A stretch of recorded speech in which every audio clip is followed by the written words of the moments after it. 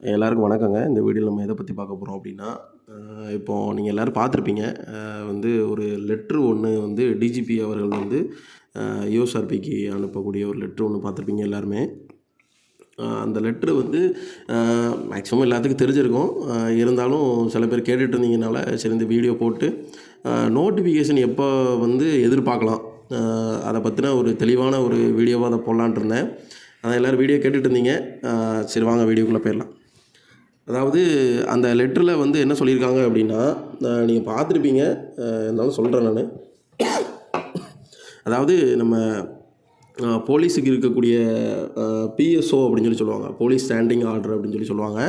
அது வந்து எடுக்கிறதுக்கு வந்து அதாவது சில அதிகாரிகளை நியமனம் பண்ணியிருக்காங்க. எப்போதுமே அவங்க போலீஸ் தரப்பு தான் எடுப்பாங்க.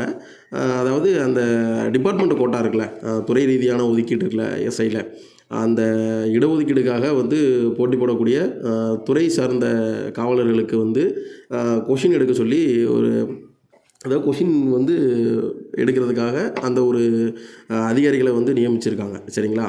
அப்போது இந்த விஷயத்துலேருந்து நம்மளுக்கு என்ன தெரிய வருது அப்படின்னா, எஸ்ஐ நோட்டிஃபிகேஷன் ரொம்ப சீக்கிரமாகவே இருக்கும் தான் இதன் மூலம் நம்மளுக்கு தெரிய வருது. நான் உங்கள்கிட்ட சொல்லியிருப்பேன். அதாவது நிறைய பேர் வந்து நெகட்டிவாக சொல்லுவீங்க. அதனால் எனக்கு ஒரு பிரச்சனையும் இல்லை. நல்லா கேட்டுக்கோங்க. நோட்டிஃபிகேஷன் வந்து எப்போவிருந்து வரதா இருந்துச்சு, அது எவ்வளோ தூரம் ஹோல்டு பண்ணி வச்சுருக்காங்கங்கிறது சில முக்கியமான ஆட்களுக்கு மட்டும்தான் தெரியும். அதாவது நோட்டிஃபிகேஷன் வந்து எப்போ போடுறதா இருந்தாங்க அப்படின்னா, செப்டம்பர், அக்டோபர் அந்த ஸ்டேஜில் போடுறதா இருந்தாங்க. அதை அப்புறம் வந்து ஹோல்டு பண்ணாங்க. அப்புறம் திருப்பி அடுத்து வந்து நவம்பர், டிசம்பர் கிட்ட கொஞ்சம் பிளான் பண்ணாங்க. அதை அப்படியே ஹோல்ட் பண்ணிட்டாங்க. அதாவது போடுற மாதிரி இருந்து அப்புறம் திருப்பி நிறுத்திட்டாங்க. அப்புறம் போடுற மாதிரி இருந்து அப்புறம் நிறுத்திட்டாங்க. இந்த மாதிரி விஷயங்கள்லாம் நடந்துகிட்டே இருந்துச்சு. சரிங்களா? இப்போ வந்து அந்த நிறைய யுஎஸ்ஆர்பியில் நிறைய பிரச்சனைகள்லாம் போச்சு. அப்படி இப்படின்னு பார்த்து சரி நம்ம நோட்டிஃபிகேஷன் போட்டுடலாம் அப்படிங்கிற ஒரு மைண்ட் செட் வந்துட்டு. ஏன்னா 2026 எலெக்ஷன் வருது. ஸோ இவங்க வந்து வேறு என்னெல்லாம் நோட்டிஃபிகேஷன் போடணுமோ எல்லாத்தையும் போட்டு தான் ஆகணும். எனக்கு தெரிஞ்சு இன்னும் இந்த இயரில் வந்து ஒரு 3 நோட்டிஃபிகேஷன் இருக்குது. என்ன அப்படின்னா, எஸ்ஐ இருக்குது, அதாவது தாலுக் எஸ்ஐ இருக்குது. அதுக்கப்புறம் வந்து பிசி இருக்குது. அதுக்கப்புறம் டெக்னிக்கல் எஸ்ஐ இருக்குது. சரிங்களா? என்னோடய கணிப்புப்படி இந்த ஆர்டர்லாம் வரும்னு எனக்கு இது கிடைச்ச தகவல். அப்படி டெக்னிக்கல் எஸ்ஸே வரும். ஆனால் ஃபிங்கர் பிரிண்ட் வருமா என்னங்கிறது எனக்கு கொஞ்சம் கன்ஃபார்மாக தெரியலை. நிறைய பேர் ஃபிங்கர் பிரிண்ட் கேட்டுட்ருக்கீங்க. ஃபிங்கர் பிரிண்ட் இப்போதைக்கு இருக்கிறதுக்கு வாய்ப்பு ரொம்ப கம்மி. ஆனால் டெக்னிக்கல் இருக்குது. சரிங்களா? நிறைய பேர் வந்து பிசி நோட்டிஃபிகேஷன் தான் ஃபஸ்ட்டு வருது அப்படின்னு சொல்லி எந்த ஆள் கிளப்பி விட்டான்னு தெரில. எல்லோரும் என்கிட்ட வந்து மெசேஜ் பண்ணிவிட்டு ஃபோன் பண்ணிவிட்டு, சார் பிசி நோட்டிஃபிகேஷன் தான் ஃபஸ்ட்டு வருதாமே, எஸ்ஐ வராதாமே அப்படின்ட்டாங்க. எஸ்ஐலாம் சொல்லிட்டாங்க. எப்படி தெரியுமா சொல்லிட்டாங்க? ஜூன் மாதம், ஜூலை அப்படின்ட்டாங்க. சில பேர்லாம் நோட்டிஃபிகேஷனே வராதுன்ட்டாங்க. சில பேர்லாம் நீங்கள் வேணால் பாருங்கள், இந்த மார்ச் வரல, இல்லை இந்த பிப்ரவரி வரல, இந்த ஜனவரி வரல அப்படின்னா நோட்டிஃபிகேஷன் இந்த வருஷமே கிடையாது அப்படின்ட்டு. ஏங்க நீங்கள் வந்து அதாவது யூடியூப் சேனலு, இந்த மாதிரி அகாடமி, இவங்க பேச்ச கூட நீங்கள் கேட்க வேண்டாம். நீங்கள் லாஜிக்காக யோசிச்சு பார்த்தாலே உங்களுக்கே புரிஞ்சிடும்.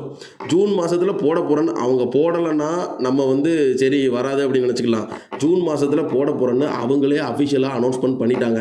அப்படிங்கிறப்போ நோட்டிஃபிகேஷன் போட்டு தான் ஆகணும். நல்லா தெரிஞ்சுக்கோங்க. சரிங்களா? எவ்ரி இயர் நோட்டிஃபிகேஷன் போட்டு ஆகணும். அப்போது ஜூன் மாதத்தில் போட முடியாதது 2025 வரைக்கும் வருது. சரிங்களா? இப்போ நோட்டிஃபிகேஷன் எப்போ இருக்கும் அப்படின்னு கேட்டிங்க அப்படின்னா, எனக்கு தெரிஞ்ச வரைக்கும் நான் விசாரித்த வரைக்குமே என்ன சொல்கிறாங்க அப்படின்னா, பட்ஜெட்டு முடிஞ்சு தான் நோட்டிஃபிகேஷன் வந்து வர்ற மாதிரி இருக்குது அப்படின்னு சொன்னாங்க.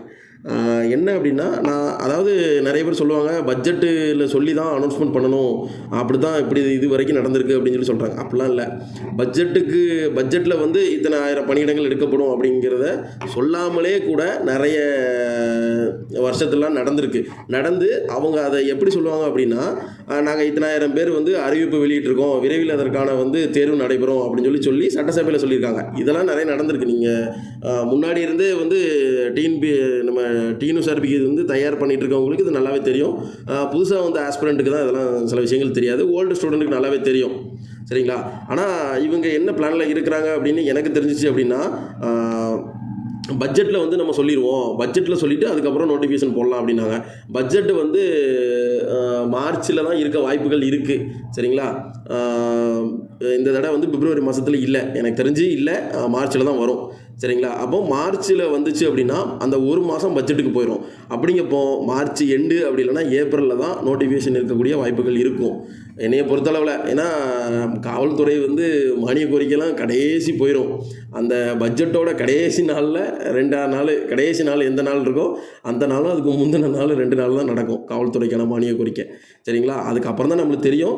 மேபி வந்து நம்மளுக்கு வெப்சைட்டில் வந்து சொல்கிறதுக்கான வாய்ப்புகள் இருக்குது. இந்த மந்தில் நாங்கள் போட போகிறோம் அப்படிங்கிற சில விஷயங்கள் போடுறதுக்கு வாய்ப்புகள் இருக்குது. டிபார்ட்மெண்ட் கோட்டாக்கு வந்து புது லா, அதனால் வந்து அதுக்கான மாடல் கொஷினும் நம்ம வந்து எதிர்பார்க்கலாம் வெப்சைட்டில். கூடிய விரைவிலே நம்ம எதிர்பார்க்கலாம். சரிங்களா? இதுக்கு மேலேயும் நோட்டிஃபிகேஷன் எப்போ வரும்னு கேட்காம தயவுசெய்து உட்காந்து படிக்கிற வழியை மட்டும் பாருங்கள். சரிங்களா?